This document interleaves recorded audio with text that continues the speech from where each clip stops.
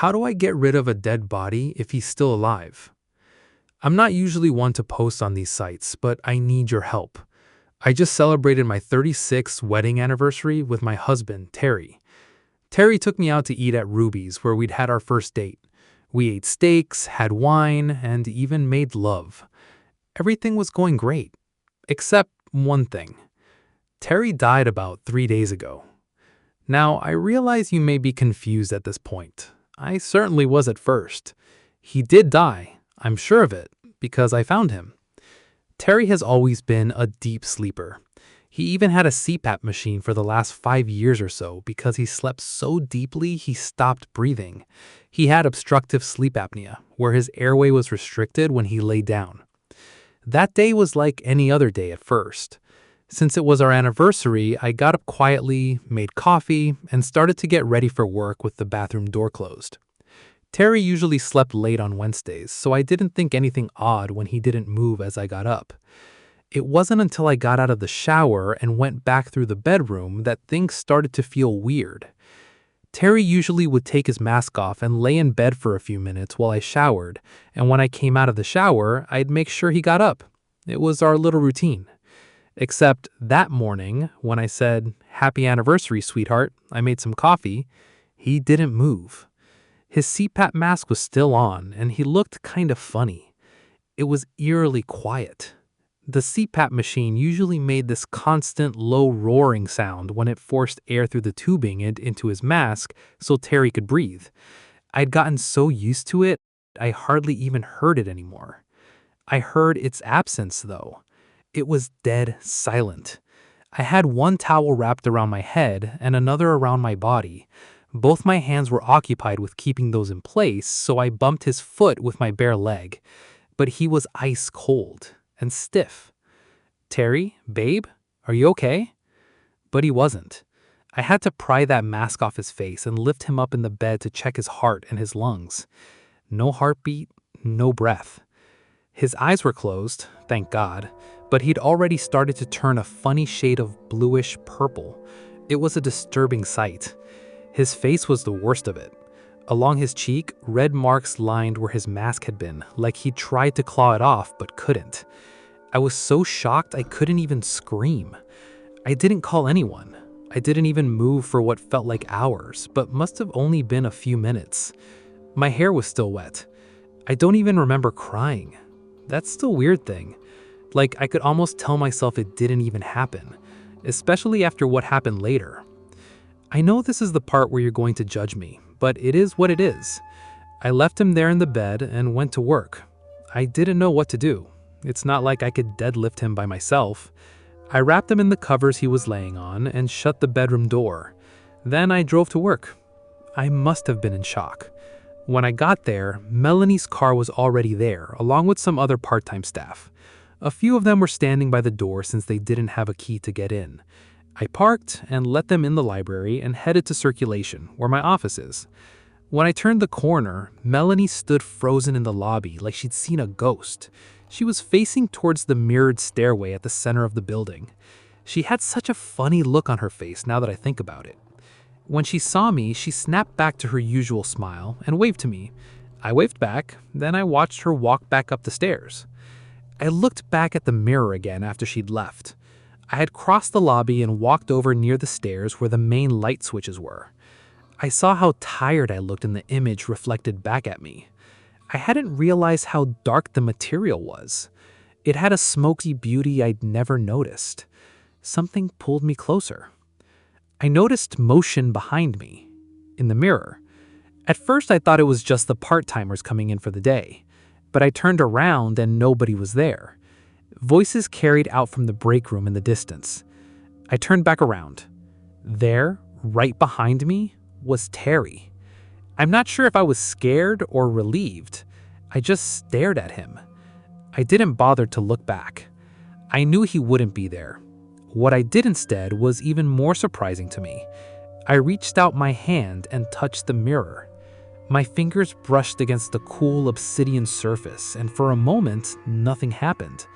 Then I felt it. Something was pressing back from the other side. Soft at first, then with more and more pressure. Fingertips came first, then a hand, an arm, a shoulder, then a head. Terry's head, followed by the rest of him. I backed away and couldn't help but stare open-mouthed. He smiled, my Terry smile, the one he'd given me the first time we met, in this very room. Tanya came around the corner and waved at both of us. "Hey, Dusty.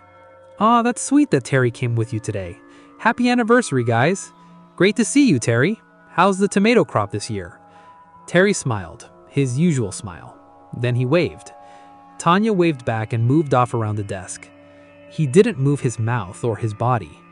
I grabbed Terry's hand and walked us out to the parking lot and both got into my car and drove away. I called my boss from the car saying that I was sick so I wouldn't have to go back to work.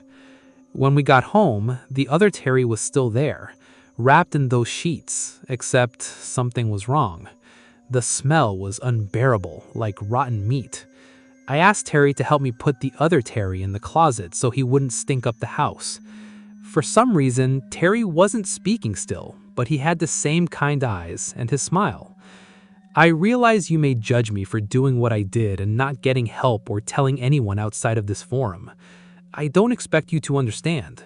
Terry is all I have. We got dressed that night and celebrated our anniversary like we planned. I had my Terry back. It was a miracle. That was 3 days ago. I haven't been back to work. I read on the news about what happened to Bobby. They said he dug out his eyeballs and carved the words, "Are you scared?" into his chest by the time they found him. He'd crawled into an air duct on the 3rd floor of the library. He'd been admitted to the state mental hospital for observation. The news had a field day with the coverage. I had a couple of missed calls from friends and colleagues from work, one from an unknown number. Management had contacted the police. There was some kind of investigation. Jesus, I don't know what to do. I can't bring myself to open the closet. I can't lose Terry again. I won't. But I think something is wrong with him, the one that came back. I told him to stay in the guest room until we can figure out what to do. He won't or can't speak. Sometimes he gets angry, like he doesn't know where he is. He's been banging on the wall since the sun went down a couple hours ago. Bang, bang, bang. I don't know what to do. I'm scared if I talk to the police, they'll take Terry away. I'm just afraid he might not have been the only thing that came back through that mirror. My wife died in a car crash 3 years ago. Last night, she unlocked the front door and told me to run.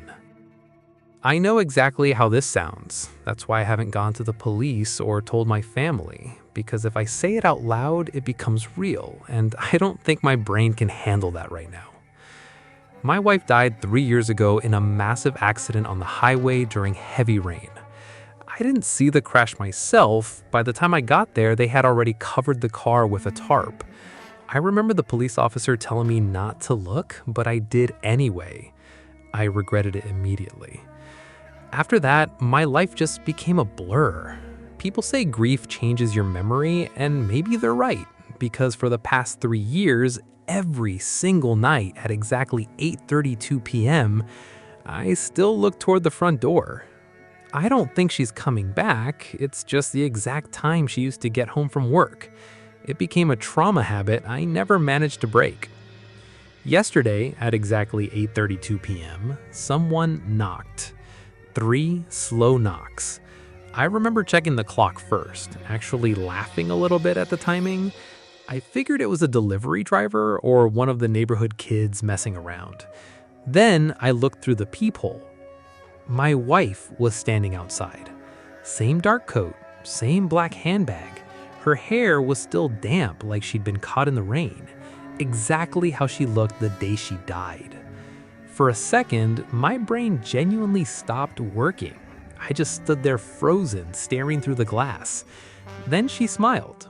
It wasn't wide or unnatural, it was just normal, like she'd come home after a completely ordinary day. And then she spoke right through the door. "You're taking too long." That completely broke me. Those were the exact words she used to say whenever I'd leave her standing on the porch. I don't even remember unlocking the deadbolt. I just remember suddenly she was inside the house, walking past me, leaving faint wet footprints across the hardwood floor. I couldn't breathe. I kept staring at her hands because she still had her gold wedding ring on. She walked into the kitchen like nothing was wrong and asked why the lights were off. Same voice, same movements. I actually started sobbing and asked her where she'd been. She looked confused, laughed softly, and said, "At work, where else would I be?" God, part of me wanted to believe it so badly, but something felt horribly wrong. It wasn't obvious, just small things. Tiny pauses before she answered my questions, blinking less than a normal person does. It felt like watching something trying very, very hard to act human only after hearing descriptions of one. Then she looked toward the hallway mirror and completely froze. I noticed immediately. She wasn't staring at her own reflection, she was staring at me, specifically at me. Then she quietly asked, "Who's standing behind you?" My stomach dropped out of my body. There was nobody behind me. I spun around instantly anyway, but the hallway was empty. When I looked back at her, she wasn't smiling anymore. She looked absolutely terrified. Her eyes were locked on the empty space right over my shoulder. She whispered, "Don't let it learn your face." Every single light in the house blew out at once. Total darkness. I heard movement in the kitchen, fast, heavy movement. Then footsteps. Not one set, multiple, running and circling the room way too fast to belong to a normal person. I grabbed my phone, fumbled with the screen, and turned on the flashlight. The kitchen was empty. My wife was gone. The back door was standing wide open, with wet footprints leading outside into the dark. But there was something else on the floor too. Another set of footprints. Longer, distorted. And they stopped right behind the exact spot I had been standing in, like something had been looming directly behind me the entire time, just watching us. I didn't sleep last night. I've been sitting in my living room with every light on, waiting for the sun to come up. But tonight, at exactly 8:32 p.m., someone knocked again. 3 slow knocks. And this time, I can hear my wife crying on the other side of the door. My son has been staring at something behind me since the day he was born. June 18th was both the best and the worst day of my life. Due to health concerns, my wife had been scheduled for a C-section. My heart filled with joy as the nurses gently handed me my newborn son as I sat in the recovery room. My eyes filled with tears as I stared into the tiny face of my now sleeping infant. I'd do anything for this child. Slowly, I tore my eyes away from him to look up to the nurse. "When can we see his mom?" I asked. Her eyes widened slightly. "They are finishing up as we speak. Don't worry, someone will come and get you when she's ready to see you." After walking me through using a bottle and explaining the call button, she left with a cheery, "Don't be afraid to call one of us if you need help." There I was, alone with my son. So many thoughts filled my mind. How I wished I'd been a better man. How I longed to be a better father than mine, who had abandoned me at 12. As I stared into the angel-like face of my son, I felt scared, proud, and motivated to be the best dad I could be. As the hours passed, my joy slowly became replaced with a new feeling. Worry. Where was Jessica? What was taking so long? Was this normal? Later that evening, a solemn doctor entered the room. "It's Grant, isn't it?" he said.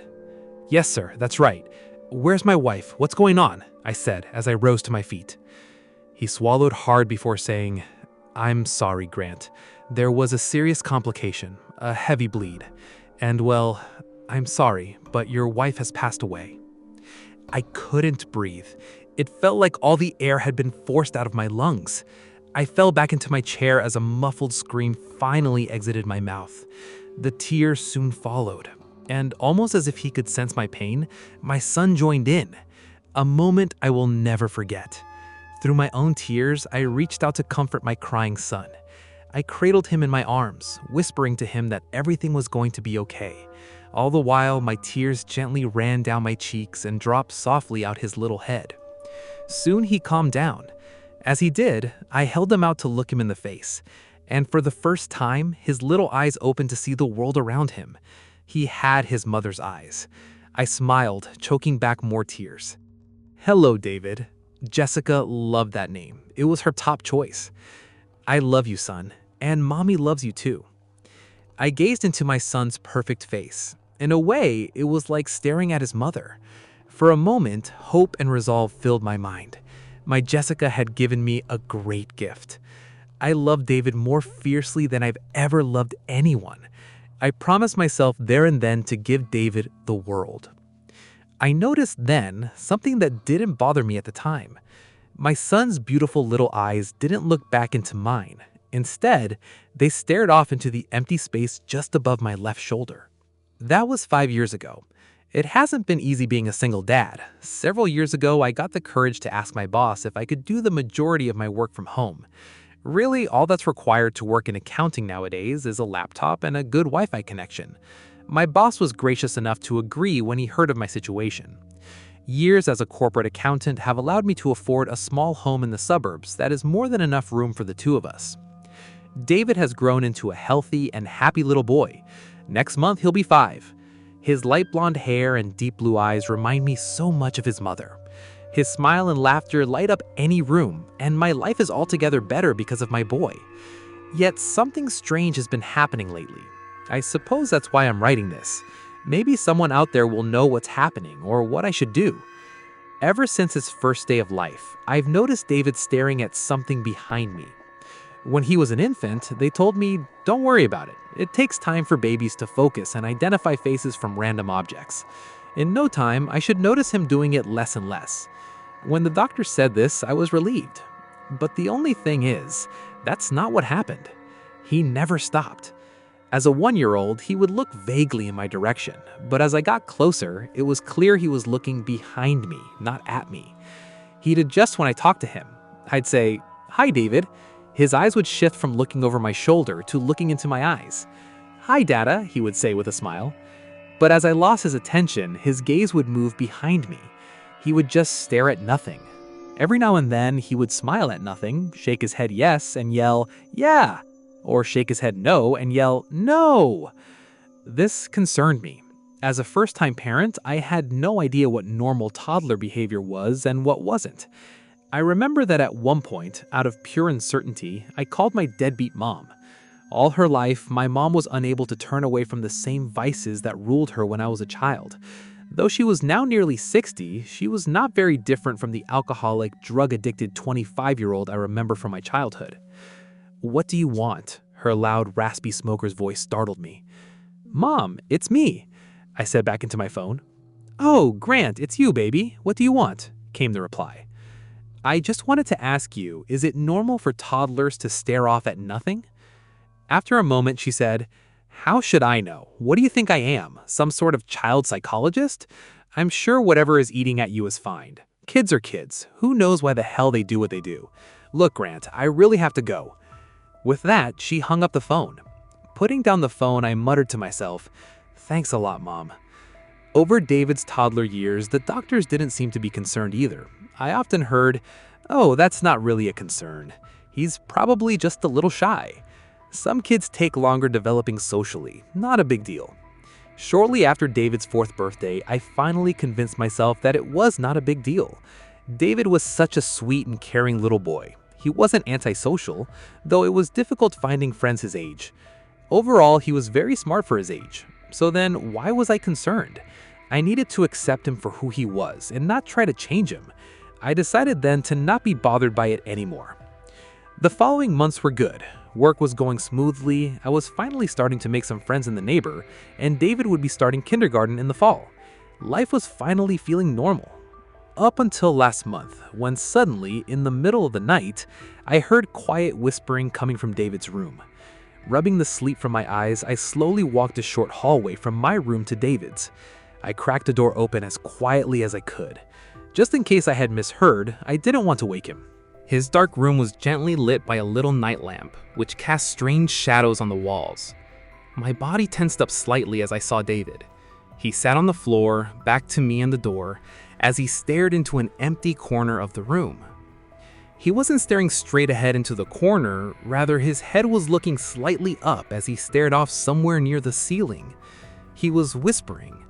I heard him say things like, "I'm glad you're here. Can I come with you? Do you want to play?"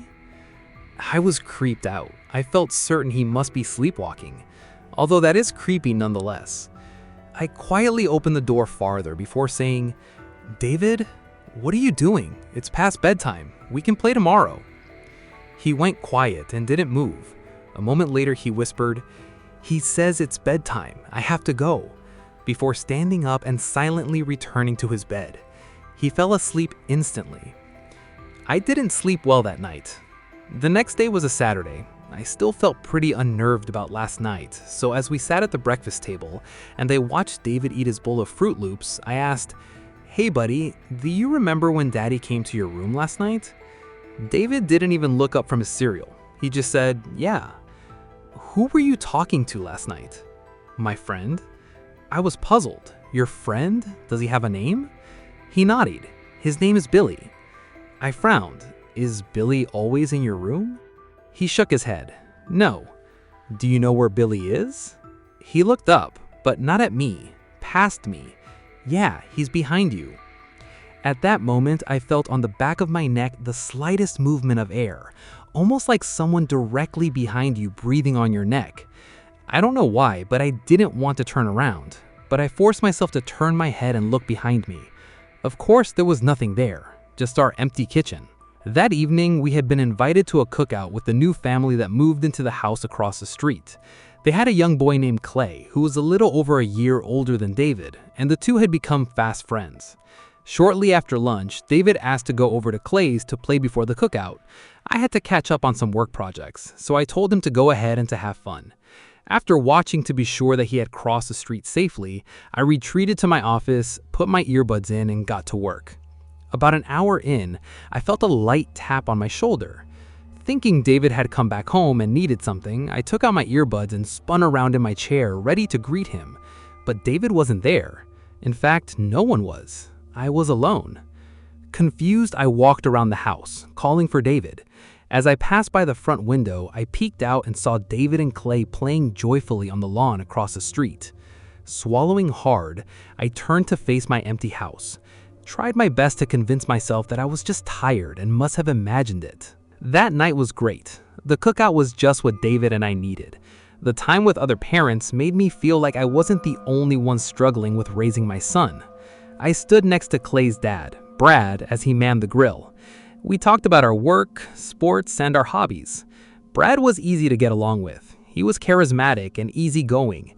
I anticipated we would become fast friends. "Hey Brad, question for you," I said as he started pulling the hot dogs off the grill. "Shoot," he replied. "Did Clay ever have an imaginary friend?" He chuckled. "Why? Does David have an invisible buddy?" "Yeah, and it's really weirding me out. Maybe it's just because it's just the two of us, but I don't know, kind of creeping me out." Well, to answer your question, yeah, Clay had one of those for a while. Called it Mr. Buttons. I got a buddy who's a counselor, and he said it's pretty normal and can actually help their imagination develop, so I wouldn't worry too much about it. I nodded. "Thanks, man, that helps. I'm sure my wife would have known what to do, and I don't know. Sometimes I don't feel like I know what I'm doing." He put his hand on my shoulder. "We all feel that way from time to time, but you can always come to us for help. After all, it takes a village." He handed me a plate with a hot dog on it. "Thanks, man, for everything." 9 p.m. rolled around and everyone started heading home. David held my hand as we crossed the street back to our house. In the middle of the street, he looked up at me and said, "Daddy, could my friend do a sleepover tonight?" "Well, I guess we could go ask Clay's parents, but it's kind of late." He giggled. "No, not Clay, Billy." "Billy?" "Yeah, Billy wants to spend the night. Can he, please?" I hesitated, but then remembered Brad's words. "Yeah, I think that would be fine." Then jokingly added, "But maybe we should go ask Billy's parents first." He laughed. "Billy doesn't have parents. He's very old." Somehow that didn't make me feel any better. The rest of the summer was mundane. As much as I didn't like it, I got used to my son talking more and more about his imaginary friend. A month before David started kindergarten, I found him sitting alone in a corner of his room. He was quietly crying. His knees were brought up close to his chest, and his forehead rested on them. "David, what's wrong?" He looked up when I spoke, snuffled, and wiped his nose with his hand. "Nothing," he weakly said. I walked in and sat on the floor next to him, gently wrapping my arm around him. "What's going on, big guy?" I asked softly.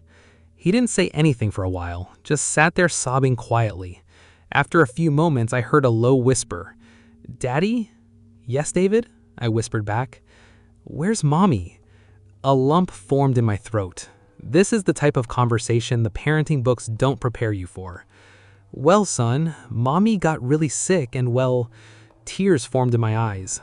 I had no idea how to have this talk. "Well, she died, son."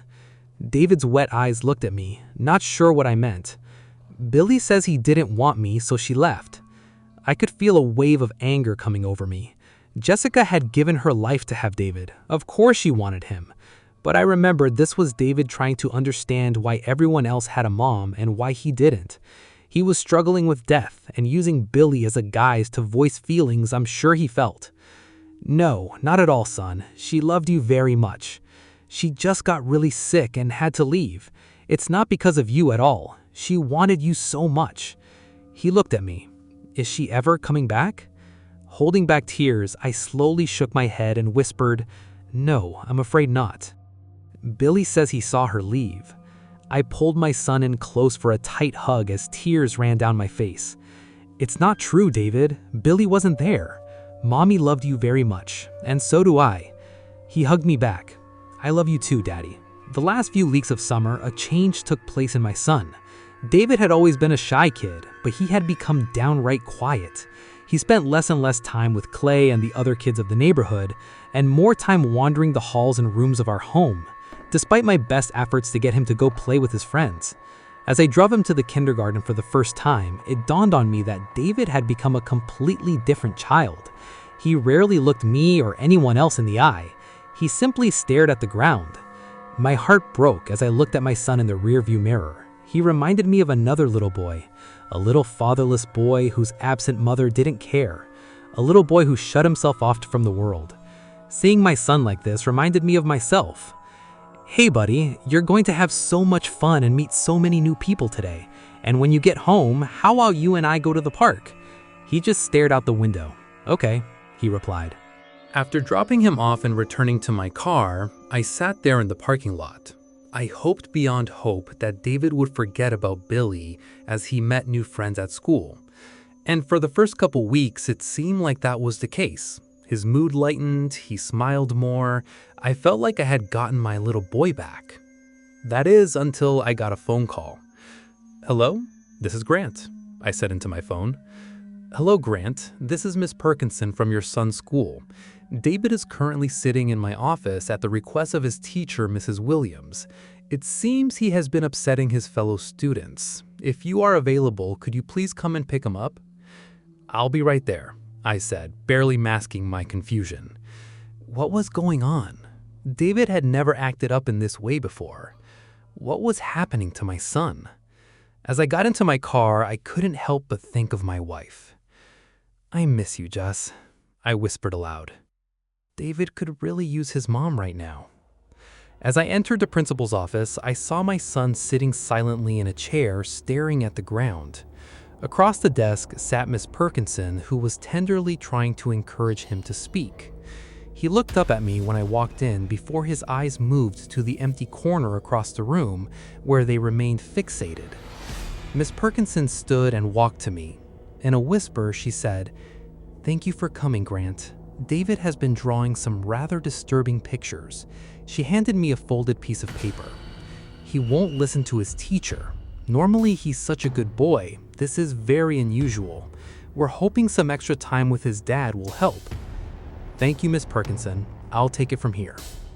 Turning to David, I said, "Hey buddy, we're going to spend the day together. How's that sound?" He stood up, but his eyes didn't leave the corner until I reached for his hand. As we walked out of the school, I unfolded the paper Miss Perkinson handed me. On the paper was a crude drawing of 3 stick figures. It looked like it was drawn in anger. The crayon strokes looked like they were pushed hard and aggressively. 2 of the figures stood together holding hands. One was a little boy with a wide smile on his face. The other was an extremely tall figure, completely black. Its arms and legs were far longer than its torso. Further down on the paper, the 3rd figure, lying horizontally on the page, its face was clearly sad, and red blots covered its body. I looked down at my son. "David, did you draw this?" He stared at the ground and shook his head no. "Billy did." I swallowed and asked, "Is that you and Billy holding hands?" He nodded. "And the other one, is that me?" He sniffled before nodding. As we reached the car, I got down on one knee to look him in the eye. "David, could you look at me?" Slowly, his head looked up. I could see his eyes quiver as he struggled to hold back tears. My heart broke with compassion as I pulled him in for a hug. "David, I love you so much. I don't tell you that enough, and I'm sorry. You mean everything to me. I know Billy has been your friend, but right now it seems like he's not being a good friend. You should know, though, I'll always be your friend. I love you, son." He violently rubbed his eyes. "I love you, Daddy." As we pulled into the driveway, I turned to David and said, "How about you go change into your pajamas and we watch some movies together? Later, we can get some pizza. How's that sound?" At that, my son perked up. With a smile, he responded, "Okay." He trotted upstairs as I browsed the TV for a good movie. A moment later, a loud scream broke through the house. Adrenaline shot through my veins as I sprinted upstairs. Bursting through the bedroom door, I shouted, "David, are you okay?" I saw him lying in the corner. His body shook with uncontrollable cries. I rushed to him, gently turned him over to see his face. The left side of his face was deeply bruised, and a thin stream of blood flowed from his lip. "David, what happened?" Through tears, he said, "Billy's mad." "What?" I declared in disbelief. "I told him I don't love him anymore, and now he's mad." My body shook with anger as I sprung to my feet. I turned and screamed to the empty room, "Who's there? Get the hell out of my house. Leave us alone." In my rage, I kicked the ball that sat in the middle of David's floor. It sailed through the air and landed in the open closet. My rant continued. Soon, my anger lessened and I stopped shouting to catch my breath. In the momentary silence, I heard a noise. I spun around in time to watch the ball I had kicked slowly roll out of the closet. Every hair on my body stood up. Without taking my eyes from the closet, I reached around for the baseball bat that lay under David's bed. My fingers found it, and taking it, I viciously swung it into the small closet. There was nothing there. The bat bounced off the wall in the back. I pushed aside the hanging clothes and found nothing. I turned back to see David, and as I did, I felt impossibly strong fingers wrapped around my neck. I gasped for air but didn't find any. Panic began to fill my mind as a cruel, cracked whisper behind me. "He belongs to me." The room erupted with deep, gurgled laughter as I struggled for air. Then, suddenly, the fingers released, though the laughter remained. Air flooded into my lungs as I fell to my knees. I glanced behind me and saw nothing. Then, I looked at my son, who cowered into the corner. His hands tightly covered his ears as he tried to drown out the laughter. In a moment, I reached him, carried him in my arms, and dashed to the stairway. The laughter continued throughout the house. It wasn't until we got outside that it stopped. I'm writing this from a hotel room. David and I are leaving. I don't know where we're going, just not here.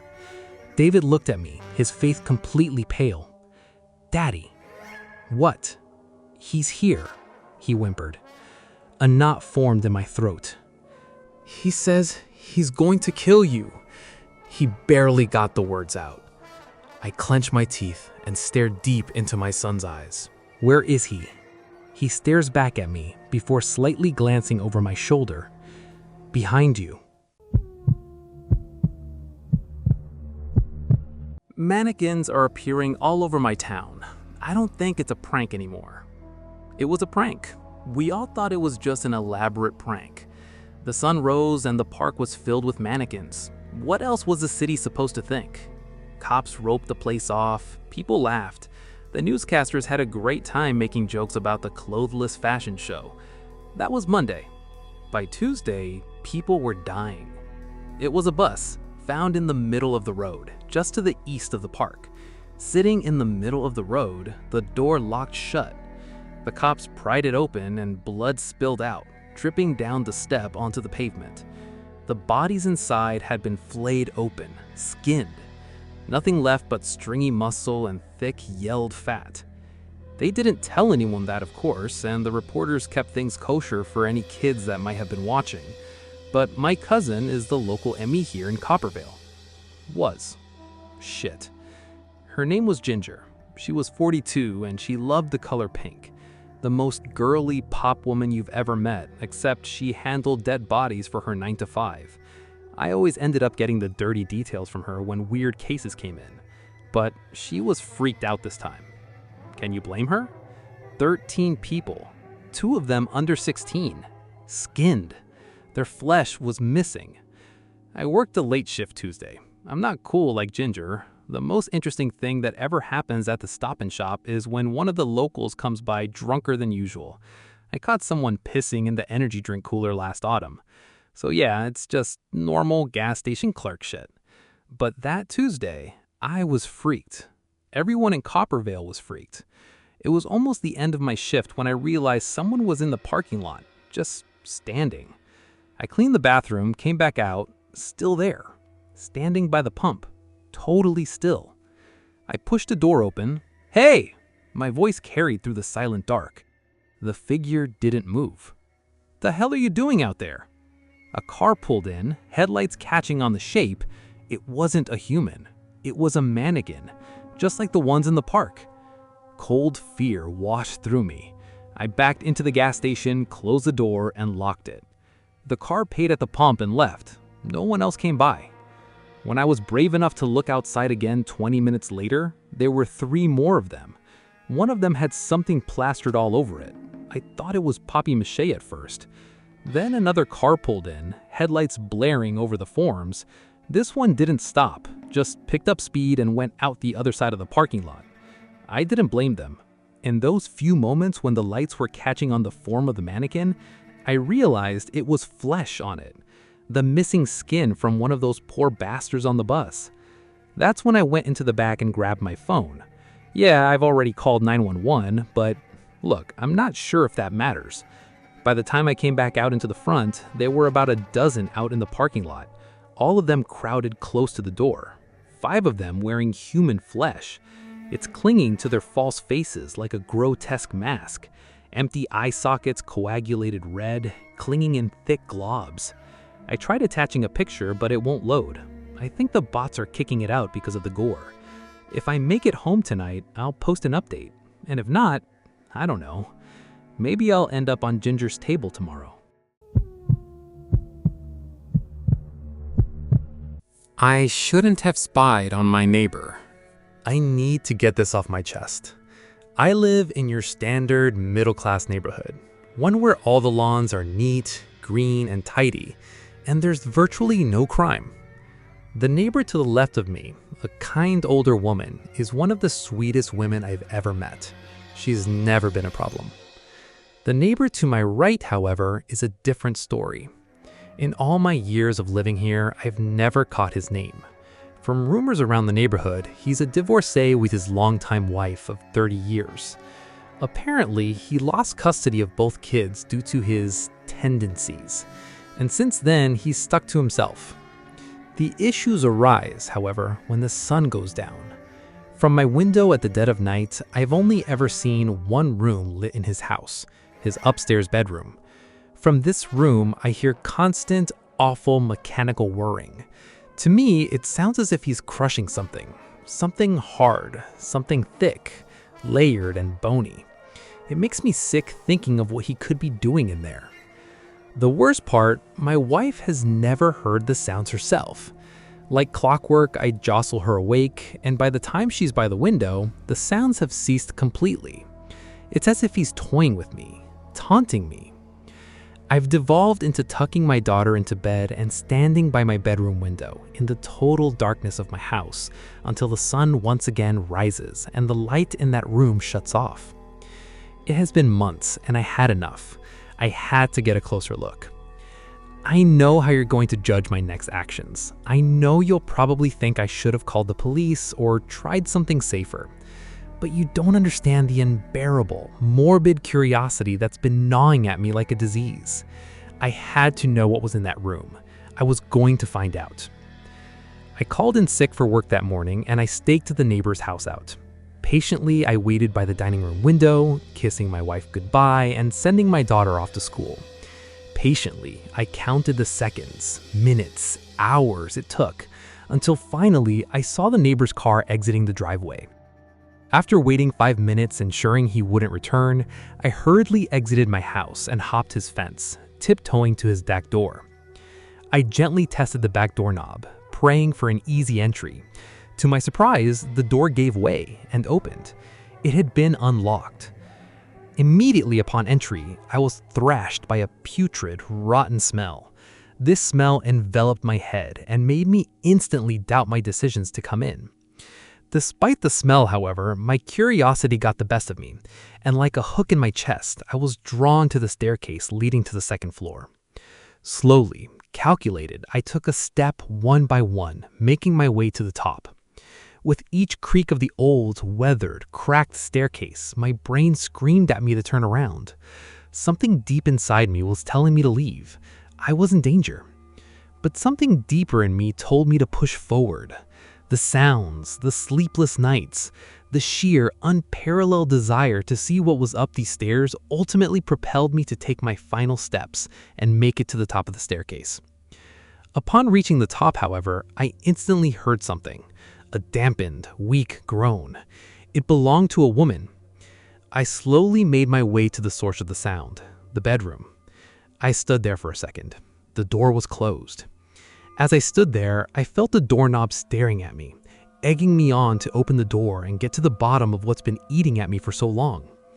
Before I could even think otherwise, my hand started moving slowly to the doorknob, mere inches away from contact. Then, a voice. It was the woman.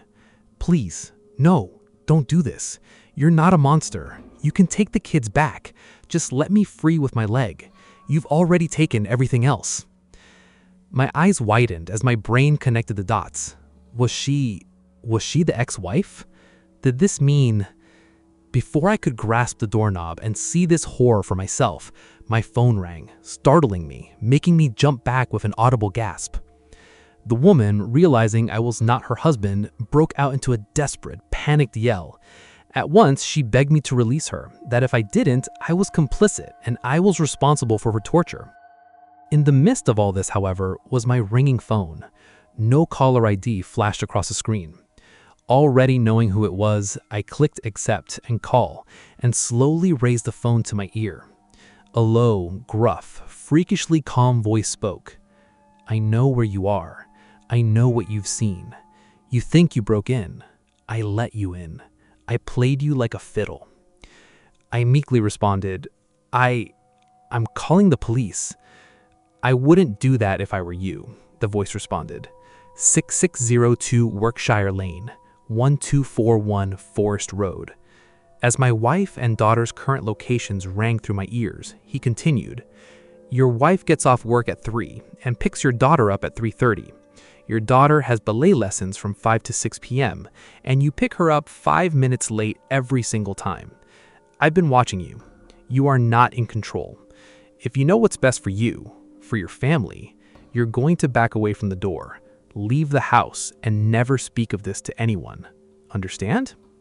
Before I could respond, the line cut, and I was left there standing, with the woman on the other side pleading with me. Stone-faced and without another word, I slowly turned around and made my way down the stairs. I exited the house and without looking back, made my way to my own front door. It's been 3 weeks since that incident, and the metallic crunching sounds have continued. I feel stuck. I want to help the woman, But sitting here on my bed, typing this next to my wife and my daughter in my arms, I need to prioritize my own family, no matter the cost.